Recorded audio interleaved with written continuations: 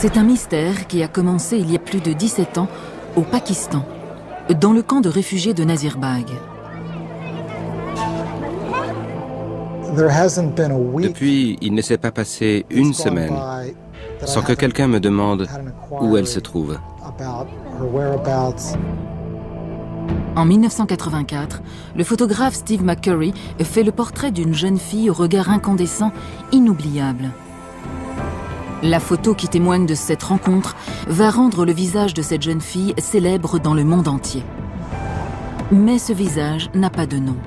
Comment avez-vous pris cette photo? Qui est cette jeune fille? Ce sont les techniques les plus modernes qui vont donner à Steve une dernière chance. Une chance de retrouver la femme à qui appartient le visage qui le hante depuis des années. Mais n'est-il pas trop tard? Ce camp va être rasé. On va y construire des logements. Est-elle seulement vivante? Malgré les obstacles, Steve décide de retourner aux portes de l'Afghanistan, de tenter d'élucider ce cas tout à fait extraordinaire de personnes disparues. Pouvez-vous demander à cet homme s'il a déjà vu cette jeune fille? Il part à la recherche de la jeune fille afghane.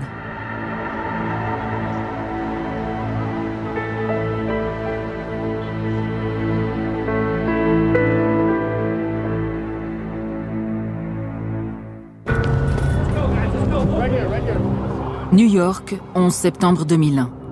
Le plus violent attentat terroriste jamais perpétré sur le sol américain. Ce jour-là, le photographe Steve McCurry est un des journalistes qui témoignent de la tragédie.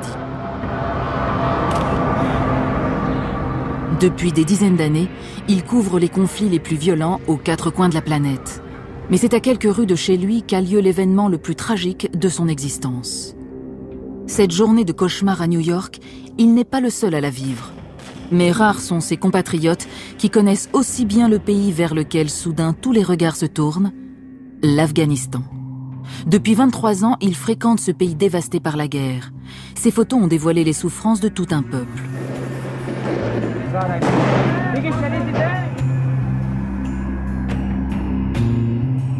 Aucune de ces photos n'a pourtant ému le monde autant que cette image inoubliable, une jeune réfugiée afghane au regard troublant. Un regard dans lequel on peut lire l'angoisse de tous les réfugiés du monde. Les événements récents vont susciter un intérêt nouveau pour la jeune fille. La photo est simplement intitulée « La jeune fille afghane ». Nous sommes en liaison depuis Bangkok avec Steve McCurry. Photographe au National Geographic, ses portraits d'enfants afghans ont remporté de nombreuses récompenses. Un de ces clichés, après avoir fait la couverture du National Geographic, est considéré comme l'une des images les plus célèbres du monde. Comment avez-vous pris cette photo? Qui est cette jeune fille? Je traversais un village de réfugiés afghans. J'étais en reportage sur la frontière entre l'Afghanistan et le Pakistan. Je suis passé devant une grande tente qui faisait office d'école primaire. J'ai demandé à l'institutrice des renseignements sur une de ses élèves au regard étonnant. Elle m'a raconté que la jeune fille et sa famille avaient dû marcher à travers la montagne pendant 2 semaines. Leur village avait été bombardé par des hélicoptères de combat. Plusieurs membres de la famille avaient été tués. Ils étaient donc partis en plein hiver et avaient marché dans la neige pendant 15 jours pour atteindre ce camp de réfugiés. Il était évident qu'elle était profondément traumatisée par l'exode, la mort de ses proches. Pourquoi cette photo vous a-t-elle tant marqué? Il n'y a pas eu un seul jour depuis que j'ai pris cette photo, il y a 16 ans, sans que je reçoive une lettre ou un coup de fil ou un email qui me demande de ces nouvelles.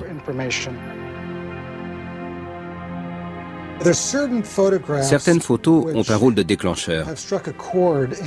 J'ai été très heureux quand plusieurs personnes m'ont dit qu'elles s'étaient portées volontaires après avoir vu cette photo pour travailler au Pakistan dans des camps de réfugiés.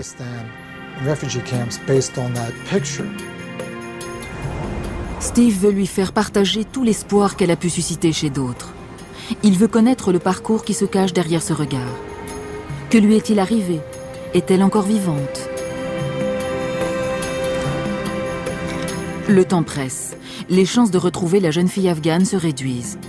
Le camp de réfugiés où il l'a vue pour la dernière fois il y a 17 ans est en train d'être démoli jour après jour.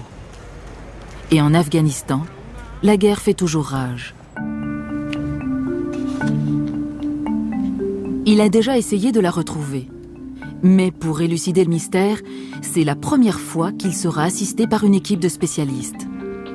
Un expert en médecine légale auprès du FBI examinera la morphologie du visage. L'iridologie est une méthode fondée sur l'examen de l'iris. Elle permettra de confirmer qu'on a bien retrouvé la jeune fille de la photo. On obtient ainsi plus de données que dans une empreinte digitale. Au centre de recherche des enfants disparus, la photographie prise par Steve va être vieillie. Inspecteur de police à la retraite, spécialiste en imagerie médico-légale, Glenn Miller va essayer de transformer la jeune Afghane en femme adulte.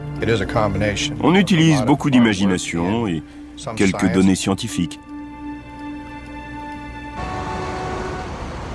Pourtant, ces moyens ne pourront être mis en œuvre que si Steve arrive à trouver des pistes solides. C'est un peu comme s'il partait à la recherche d'une aiguille dans une centaine de meules de foin. Steve se prépare pour un voyage qui va le mener de l'autre côté de la planète.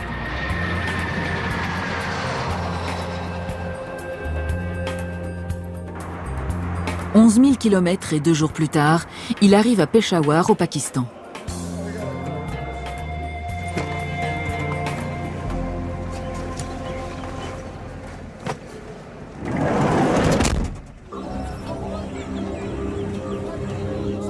À Peshawar, c'est un flot continu de réfugiés en provenance d'Afghanistan. Les gens fuient les atrocités de la guerre.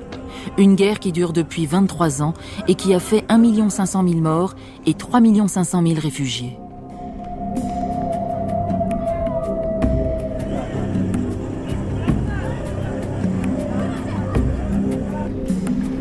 Le col de Khyber traverse la frontière sinueuse entre l'Afghanistan et le Pakistan.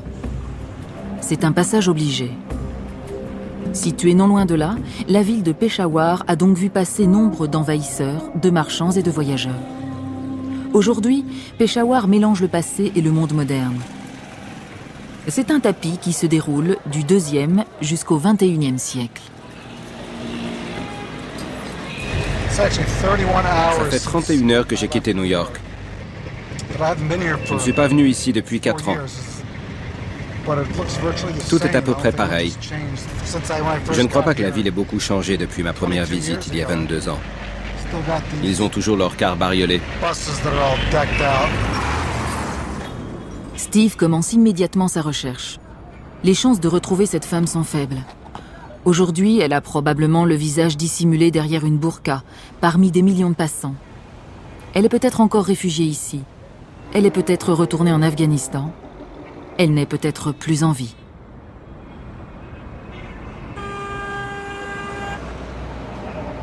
Pour mettre toutes les chances de son côté, Steve a engagé un des journalistes les mieux informés du Pakistan. Rahimullah Yousafzai est rédacteur en chef d'un des plus importants journaux du pays. Il écrit également pour le magazine Time. Il mènera l'enquête. Rahimullah a tous les contacts.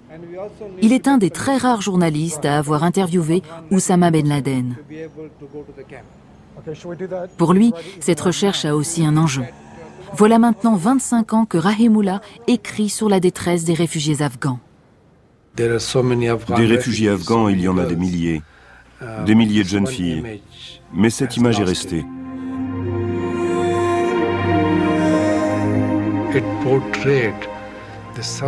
Elle montre la souffrance et la terreur du peuple afghan.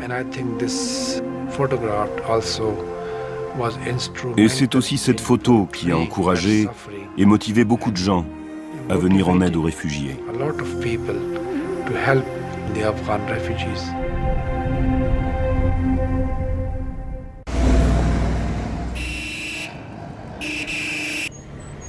Rahimullah et Steve commencent leur recherche. Ils n'ont que la photo et une seule piste.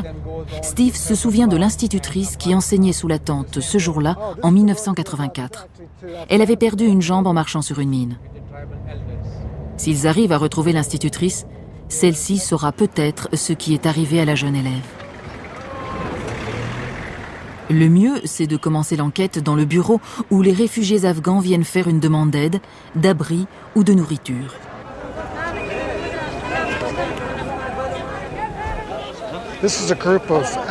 Voilà un groupe d'Afghans. Ils arrivent d'Afghanistan.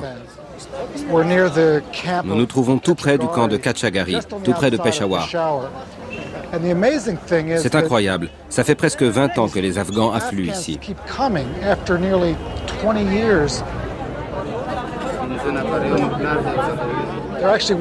Là, ils attendent d'être reçus par les administrateurs du camp pour qu'on leur attribue une place.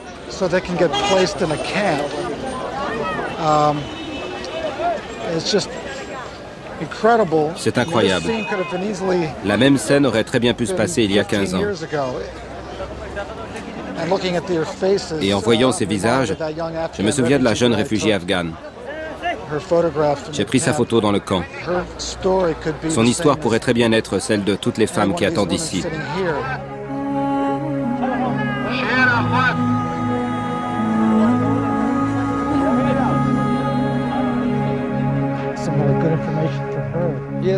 Certains dirigeants du camp semblent se souvenir d'une institutrice qui correspond au signalement.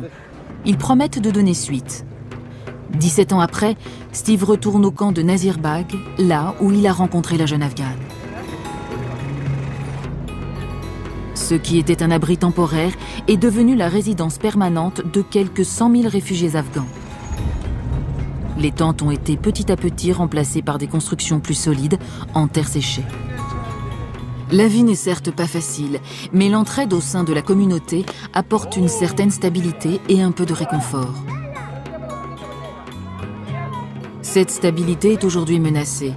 On prévoit de détruire le camp d'un jour à l'autre pour y construire des logements. Tous les indices susceptibles d'aider à retrouver la jeune femme peuvent donc disparaître. Steve est prêt à étudier toutes les pistes.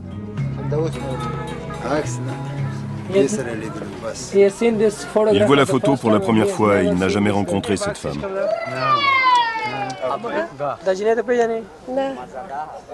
Mais c'est ma femme. Vous êtes sûr? Absolument.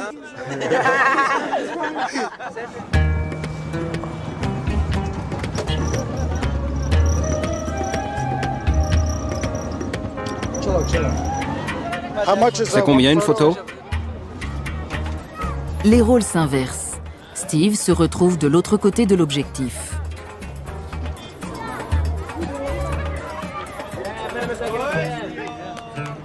C'est super, regardez ça.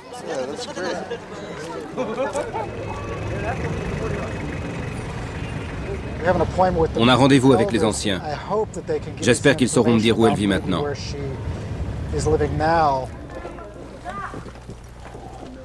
Les anciens, ce sont les chefs de tribu qui jouent le rôle de patriarches, comme dans une grande famille. Ils connaissent les allées et venues de tout le monde.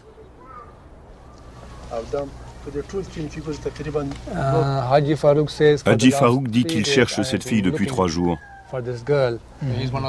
C'est un des anciens du camp, c'est Damoumed, et il va nous aider. On va lui donner ça. Pendant qu'il mène son enquête, Steve ne peut s'empêcher d'utiliser son appareil photo. Il a découvert une petite fille au regard émouvant. Elle lui rappelle ce visage d'inconnu qui le poursuit sans cesse.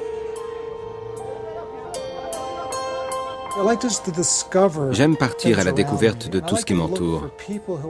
Je recherche des gens dont le visage raconte une histoire, leur histoire à eux. J'essaie simplement de comprendre qui ils sont vraiment. Pour cela, je les entraîne souvent un peu à l'écart du chaos de la rue, dans l'ombre, pour arriver à bien capter leur regard. Je veux que leurs yeux soient ouverts et apaisés. Je veux que leur visage se détende. Je veux qu'ils se sentent à l'aise et que leur visage traduise l'histoire de leur vie.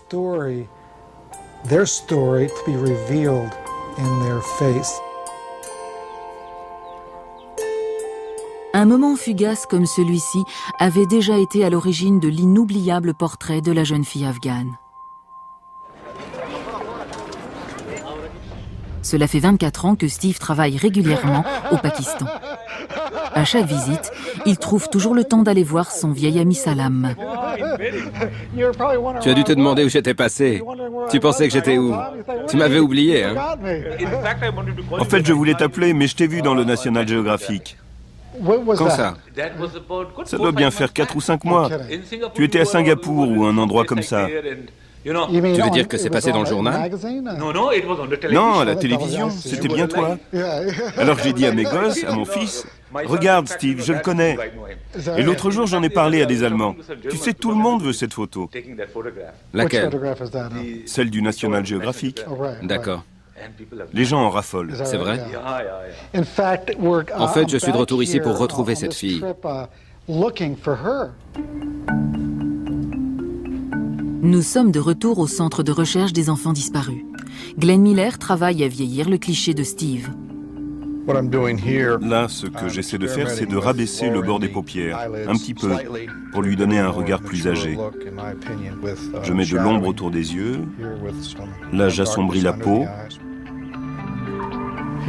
Et là, je rajoute de la patine à son teint, comme si la peau avait souffert du soleil. Glenn modifie les lèvres sur la photo pour qu'elles ressemblent à ce qu'elles pourraient être aujourd'hui. Maintenant, je vous montre la progression depuis l'image originale jusqu'à l'image vieillie.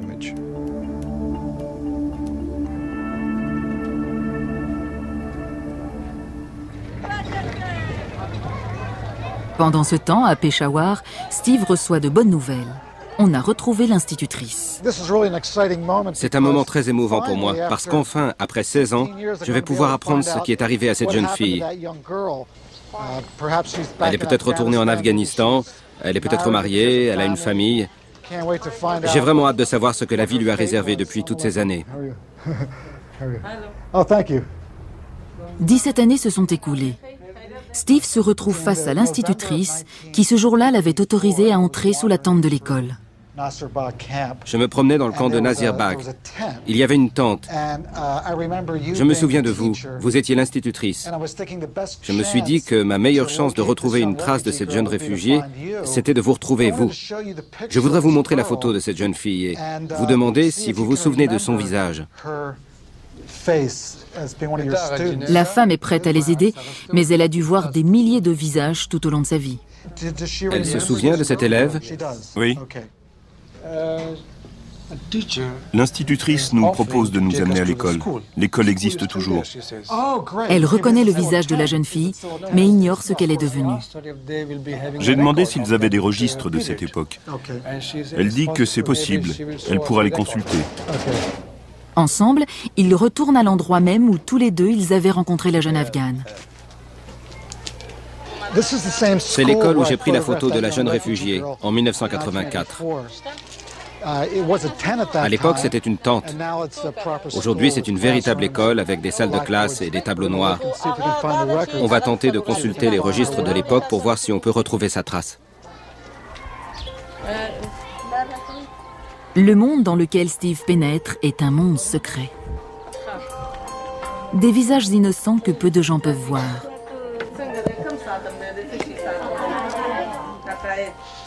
Chaque jeune fille a le désir d'améliorer sa condition. Pourtant, la moitié de ces jeunes filles n'iront pas au bout de leurs études.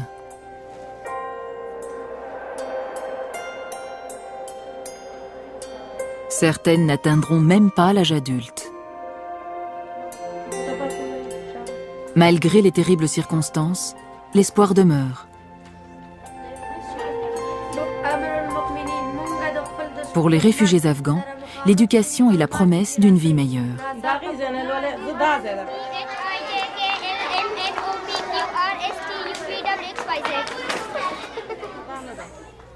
Qui sont ces gens?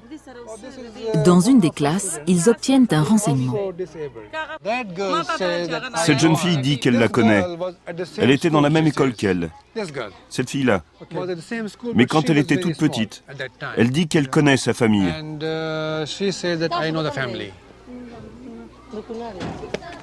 La jeune fille et l'institutrice acceptent d'aider Steve à retrouver la famille. La rumeur dit que la jeune Afghane a déménagé, mais qu'un de ses parents vit toujours dans les environs. Au camp de Nazirbagh, il y a très peu de numéros de téléphone et d'adresses. C'est un tel labyrinthe que seuls les habitants du camp peuvent s'y retrouver. La jeune fille entraîne l'institutrice de maison en maison à la recherche d'un renseignement, d'un indice qui pourrait les aider à retrouver un membre de la famille. Ils finissent par découvrir que sa mère habite tout près. En s'approchant, Elle est d'abord effrayée par tous ces gens qui la recherchent.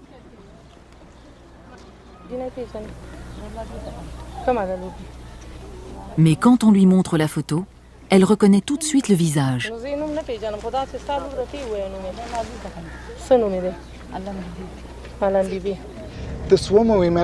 Cette femme que nous avons rencontrée dans le camp dit que la personne sur la photo est sa fille. On a pour l'instant 4 noms et 4 pistes différentes, mais j'ai l'impression que celle-ci est la bonne. Elle dit que sa fille s'appelle Alam Bibi. Ça veut dire citoyenne du monde. On ne peut pas penser à un plus joli nom pour cette jeune fille qui symbolise la détresse du peuple afghan depuis 20 ans.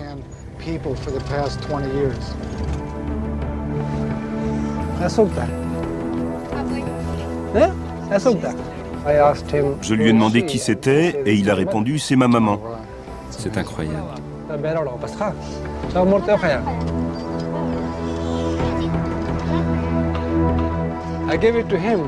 Je lui donne pour qu'il la montre à sa mère. Bientôt nous saurons si c'est bien la même personne. Il y a un petit trou dans la porte et j'ai pu la voir. Si ce n'est pas elle, alors c'est une coïncidence dingue. Parce qu'en regardant, j'ai bien cru la voir. L'institutrice dit qu'elle l'a vue et que cette femme se souvient d'elle. Elle a dit « vous êtes mon institutrice ». Mais il y a un problème. Son mari est au travail. Et sans sa permission, personne n'a le droit de la voir, à moins de faire partie de la famille.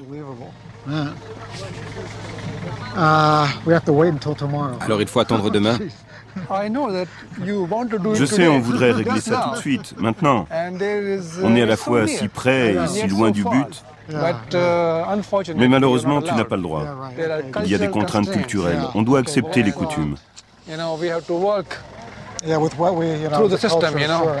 Absolument. On ne va pas tout gâcher. Ok, on sera là demain à 9h pile. J'ai vraiment de l'espoir maintenant. Steve, ne sois pas si pressé. Après 17 ans d'attente, tu peux patienter une nuit de plus. Demain matin, si Dieu le veut, ton rêve deviendra réalité.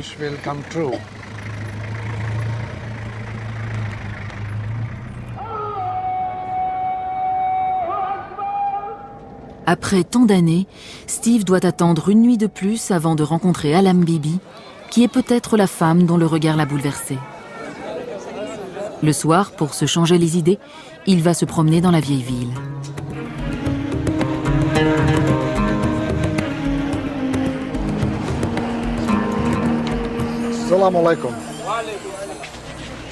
Chaque fois que je viens à Peshawar, j'adore me faire raser. Après le rasage, il vous masse le visage. C'est génial. Il est barbier depuis qu'il a 11 ans, c'est ça?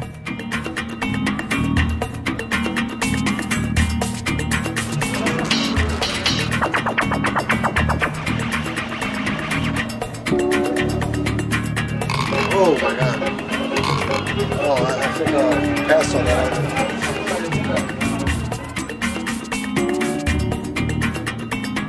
Lovely, thank you. Good job. Good job, thank you. See you next time. Malgré le massage, Steve est toujours nerveux. Il n'arrive pas à échapper au portrait de la jeune fille afghane.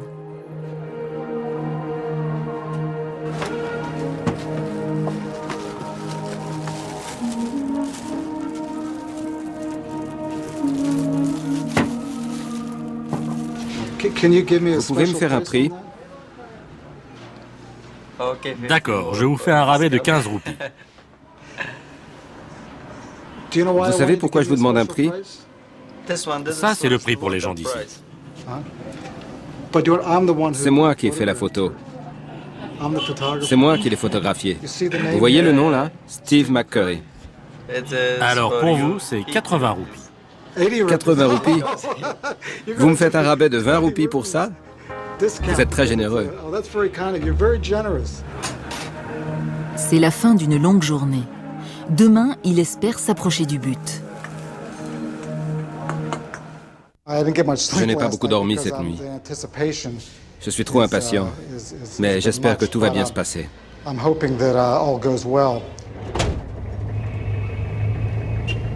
Le lendemain matin, Steve se met en route aux aurores. Il attend ce moment depuis 17 ans. Pendant la nuit, Rahimullah a entendu dire que le mari d'Alam Bibi permet à Steve de la rencontrer.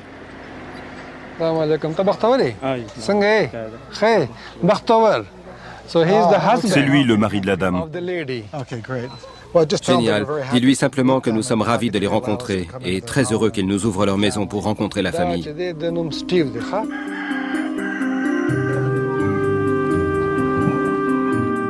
Je pense qu'on peut s'asseoir ici et l'attendre.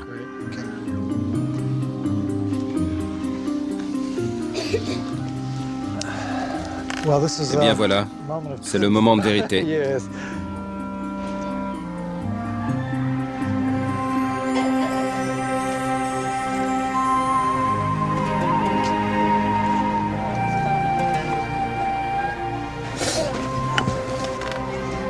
Salam alaikum. Salam alaikum. Sangay, khair de, kena?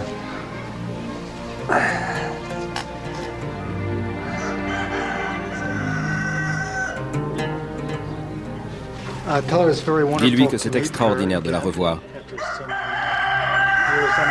Je veux juste essayer de retrouver des traits qui l'identifieraient. Je me demande si pour les yeux... Je me demande si ses yeux n'ont pas changé. Sur la photo, elle a les yeux verts. Elle dit qu'elle a vieilli. Et puis il y a eu aussi toutes ces souffrances. Dans quelques rares cas, la couleur des yeux peut changer. La forme de la lèvre inférieure ressemble tout à fait à celle de la photo. Ce n'est pas grand-chose, juste une marque, mais c'est intéressant. Je ne sais pas, ce n'est pas commun. Ce qui est fou, c'est qu'en plaçant cette photo à 1 mètre de son visage, la ressemblance est si forte que si ce n'est pas elle, c'est sa sœur jumelle.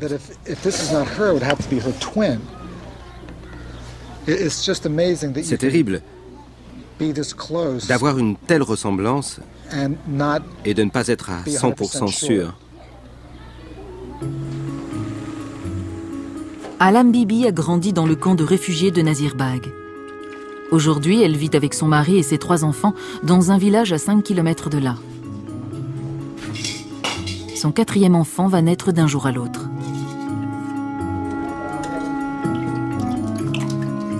Sa vie ressemble bien à celle de la jeune fille dont Steve se souvient. La violence et la mort dans sa jeunesse, puis plus tard, la lutte pour la survie. Et elle ressemble étrangement à la jeune Afghane de la photo.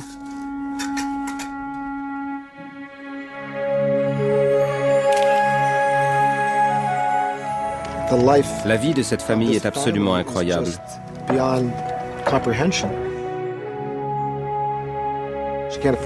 Elle n'a pas les moyens de payer les 25 cents que coûterait l'école pour ses enfants. D'une certaine façon, elle incarne la détresse, la souffrance de ces millions de gens qui ont dû fuir leur pays pendant ces 20 ans de guerre.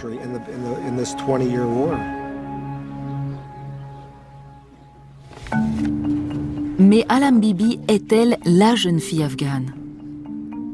Dans le laboratoire d'iridologie, Jim Cambir et Wolfgang von Zielen vont tenter d'appliquer leur méthode aux photographies des yeux d'Alam Bibi.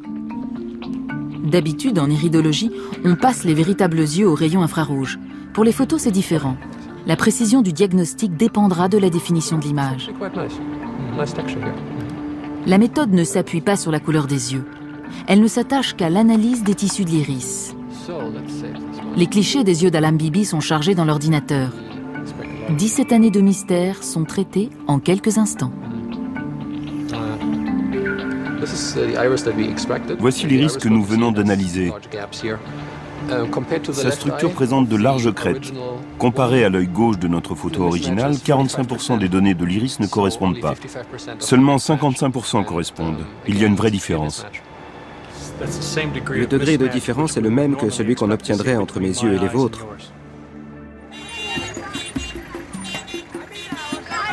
Alam Bibi n'est donc pas la jeune fille afghane.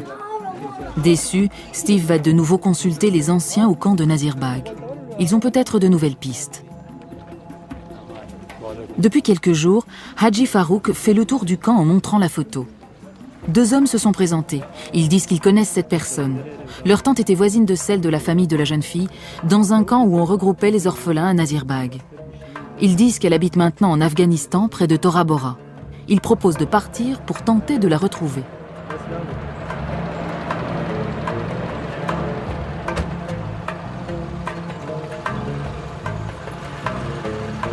La mission est risquée.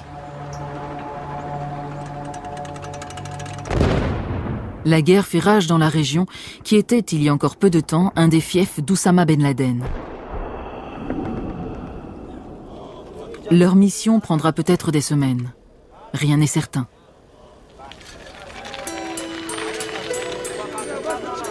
Mais pour Steve, le temps est compté. Il y a beaucoup de pistes qui nous parviennent, mais je vais devoir partir aujourd'hui.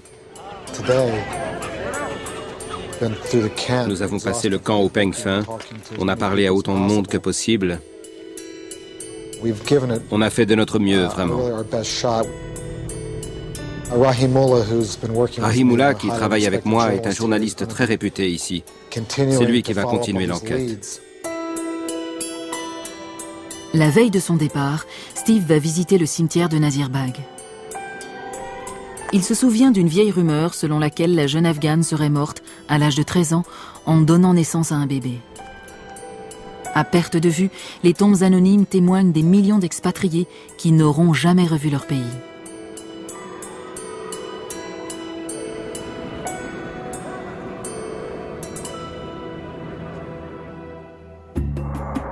À 75 km à l'intérieur des terres afghanes, Safiullah, un des hommes qui sont partis à la recherche de la jeune Afghane, atteint un village isolé près de Tora Bora. Il retrouve un de ses amis en train de travailler la terre. Dès que l'homme voit la photo, il reconnaît la jeune fille. Il déclare qu'il s'agit de sa sœur. Rahimullah reçoit un coup de téléphone des 2 hommes. La jeune fille a été retrouvée. Ils disent qu'ils la conduisent à Peshawar. National Geographic envoie immédiatement son correspondant Boyd Matson à Peshawar pour suivre ce qui pourrait bien être une piste prometteuse. Boyd se rend chez les anciens. Les 2 hommes viennent d'arriver. Selon la coutume, Boyd doit d'abord rencontrer les hommes. La personne qu'ils disent être la jeune fille afghane se repose à l'intérieur. Vous êtes donc son frère. Et vos yeux ressemblent beaucoup à ceux de votre sœur, non? C'est la même couleur. Il dit tout à fait. Elle s'appelle Sharba Gula. Sharba, ça veut dire boisson sucrée. Ce serait bien de pouvoir rencontrer sa sœur, ou du moins que quelqu'un puisse la voir et peut-être prendre une photo qu'on étudiera. Il dit que la femme peut entrer la voir. Et puis on verra. Est-ce qu'elle peut prendre juste une photo avec la caméra vidéo? Carrie Reagan, la productrice de l'équipe, est autorisée à entrer et prendre une photo. On lui permet alors de découvrir un monde auquel peu d'hommes ont accès. Soudain, tout le poids de l'enquête repose sur ses épaules. La jeune fille afghane est-elle bel et bien cachée derrière cette porte? C'est lui le mari. Oui, et il s'appelle? Il a combien d'enfants? Il dit qu'il a 4 enfants. L'un d'eux est mort, il a donc 3 filles. 10 minutes s'écoulent. Pour tous, elle semble interminable.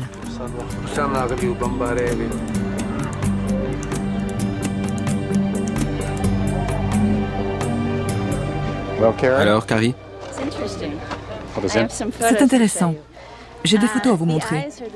Les yeux ont bien cet éclat vert. Il y a une pointe de bleu, mais un peu fanée.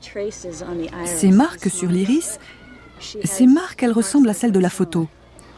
Et aussi les grains de beauté. Si on ne regarde que les yeux seulement et pas le reste du visage, on peut très bien imaginer que ce sont les mêmes, quelques années plus tard. Bon, les hommes de la famille m'ont donné la permission d'entrer pour prendre quelques photos. Elle n'aime pas l'idée qu'un homme, quel qu'il soit, voie son visage. surtout un étranger. C'est un grand privilège qu'on nous accorde. Merci de nous avoir laissé vous rencontrer et pour avoir fait tout ce chemin depuis l'Afghanistan. Vous étiez très jeune quand cette photo a été prise. Avez-vous le moindre souvenir de cette photo, de ce jour-là, de comment ça s'est passé? Je m'en souviens. Je portais ce châle que j'avais un peu brûlé en faisant la cuisine à la maison. Je me souviens encore de cette robe et de ce jour-là. Où est-ce que la photo a été prise? La photo a été prise à l'école. C'est une tente qu'on voit là, à l'arrière-plan. Il y avait beaucoup de soleil ce jour-là. C'est la seule photo qui ait été prise de vous? Oui. Elle dit qu'elle n'avait jamais été photographiée auparavant et qu'elle ne l'a jamais été depuis. Il faut quand même qu'on lui pose quelques questions. Mais vous le voyez, elle est très timide. Elle a du mal à parler. Ce qui est extraordinaire, c'est qu'elle m'a donné quelques détails dont Steve m'avait parlé. Et que ça colle. Elle a même mentionné les trous dans son châle. Elle a dit qu'elle s'en souvenait parce que le châle avait été brûlé par le feu dans la cheminée. Elle m'a dit qu'elle était la dernière personne que Steve avait photographiée ce jour-là. C'est ce que Steve m'avait dit. Elle se souvient que c'était sous la tente, près de l'ouverture. Steve m'avait dit la même chose. Il a éclairé en relevant l'ouverture de la tente. Tous ces détails correspondent. L'enquête prend un tour inattendu. L'énigme est loin d'être résolue, mais nous sommes soudain bien plus proches du but qu'il y a quelques minutes. Sharba et son frère Kasher Khan se souviennent de leurs derniers jours en Afghanistan. C'était au début des années 80. Qu'est-il arrivé à vos parents? Nos deux parents ont été tués sous les bombes des chasseurs soviétiques. À l'époque, beaucoup de gens sont morts. Il n'y avait aucune assistance médicale.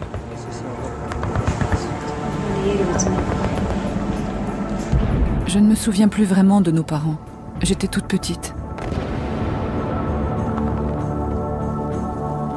Les vies étaient continuellement menacées. Les attaques violentes se succédaient. La mère et le père furent enterrés de nuit.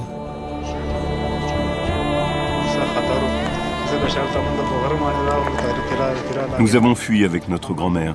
C'était très dur. Le trajet a été pénible. Il a fallu traverser les montagnes.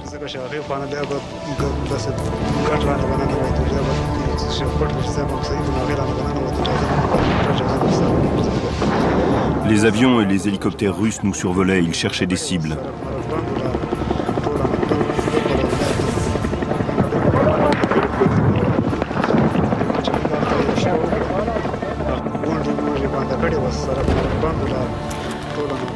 Il a fallu se cacher dans des grottes.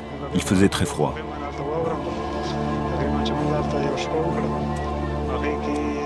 Je me souviens d'une nuit pendant le voyage. La neige tombait, il faisait très froid. On essayait de faire du feu pour se réchauffer. Ça a été une nuit très difficile.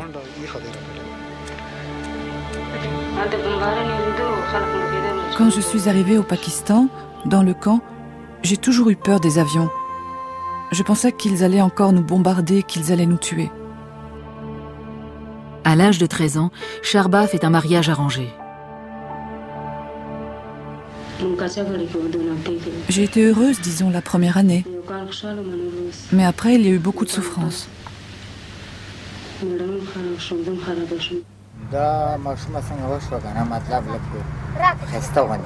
Notre petite fille était un très beau bébé, mais elle est morte à 8 mois.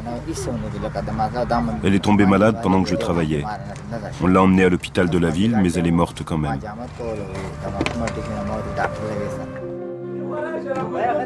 Remed Goul est le mari de Sharba. Il n'était pas présent lors du décès de leur petite fille.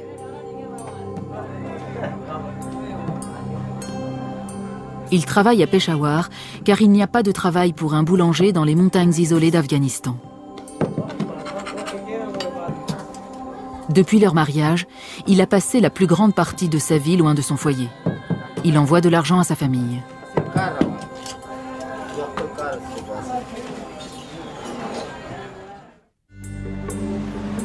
Rahimullah fait venir un ophtalmologiste, le docteur Mustafa Iqbal, pour qu'il examine les yeux de Sharba.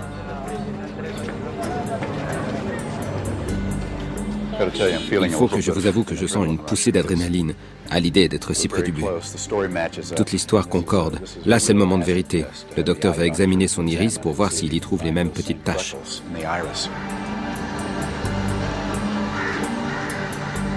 Le docteur Iqbal est pakistanais.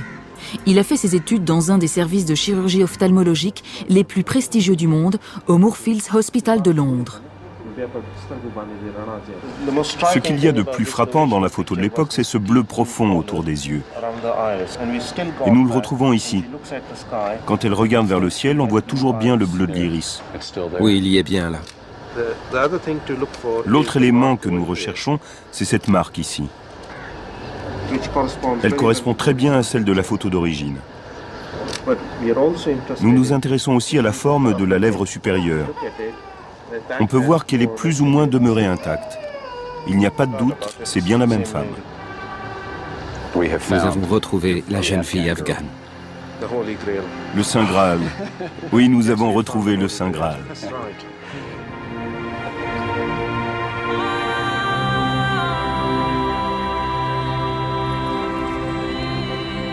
À Washington, le FBI a proposé ses compétences.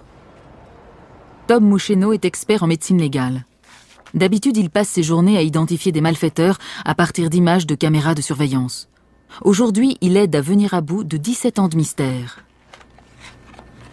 En l'occurrence, je m'attache à des détails comme la forme de l'œil ou toute particularité comme les grains de beauté, les cicatrices, les dents cassées, la forme de l'oreille, qui permettent d'identifier un individu. Il ne faut pas longtemps à Tom Moucheno pour déceler un problème. Une des premières choses que j'ai remarquées, c'est un grain de beauté en haut, à droite de la lèvre supérieure. Enfin, on dirait un grain de beauté. Et on ne le retrouve pas sur la photo récente de la femme adulte. Très rarement, dans moins d'1% des cas, les grains de beauté peuvent disparaître. Mais normalement, ils restent à la même place en grossissant éventuellement. Dans le laboratoire d'iridologie, on étudie également les photos de Sharba. Je suis sceptique. Si ce sont les mêmes yeux, alors il est clair que quelque chose qui n'était pas là est apparu ici. Dans le doute, il faut revenir à l'étude des yeux. Sera-t-il possible d'identifier une femme parmi des millions ? Les correspondances que nous avons établies sont aussi fiables que celles que nous obtenons d'habitude. La réponse de l'ordinateur est au-delà de toute attente. Nous avons la conviction que c'est la même personne, avec une marge d'erreur de l'ordre d'une chance sur 100 millions. Nous sommes donc tout à fait sûrs de nous. Le FBI a lui aussi un nouvel élément, un cliché absolument inédit de la jeune Afghane. Et en regardant de très près, elle n'a pas de grain de beauté au-dessus des lèvres. Elle se trouvait dans un camp de réfugiés. Il se peut donc très bien qu'il s'agisse d'un peu de terre. En conclusion, au vu des preuves, et elles sont nombreuses, et vu que les différences ont toute une explication, c'est la même femme. C'est elle. Dès qu'on lui annonce les résultats, Steve prend le premier avion pour le Pakistan. Il se rend directement chez Rahimullah. Je suis très nerveux depuis que j'ai appris qu'on l'a retrouvée, qu'elle est revenue à Peshawar et qu'elle est prête à me rencontrer. Sharba patiente dans la pièce à côté. Steve va se rendre compte par lui-même. Sharba Gula, aujourd'hui adulte et mère de famille, est-elle bien la petite fille qu'il a photographiée il y a 17 ans ?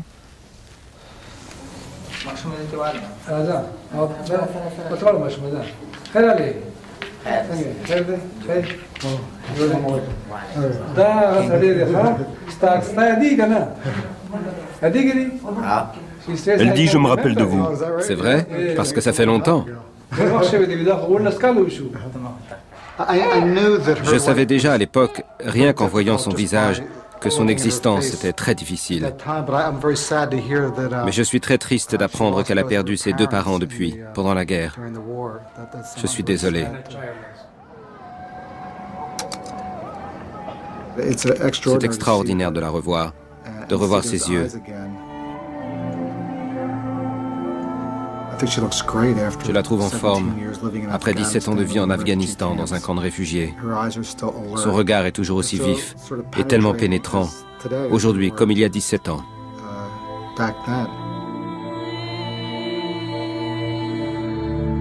Ce visage a sensibilisé le monde entier.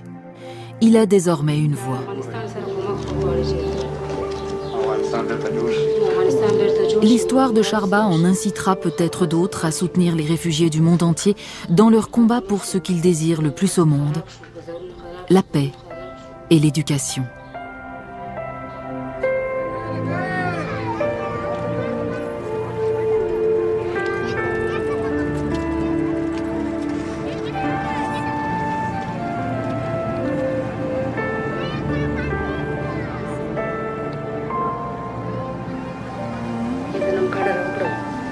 Je veux que mes enfants aillent à l'école, qu'ils reçoivent une véritable éducation.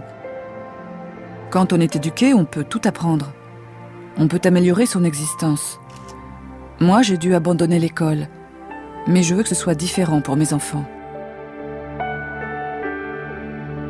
Depuis des années, Sharba Gula est une anonyme parmi tant d'autres. C'est son regard qui en dit le plus sur elle. Le fait même de pouvoir la revoir est déjà une sorte de miracle. Dans la culture pachtoune, les femmes restent cachées. Qu'elle ait relevé sa burqa pour montrer son visage au monde entier est en soi un petit miracle. Ses yeux n'ont pas changé. La dureté de sa vie est désormais gravée sur son visage. Mais l'espoir est toujours bien là. Si Dieu le veut, je vivrai. Dieu seul décide du jour et du moment où je perdrai la vie.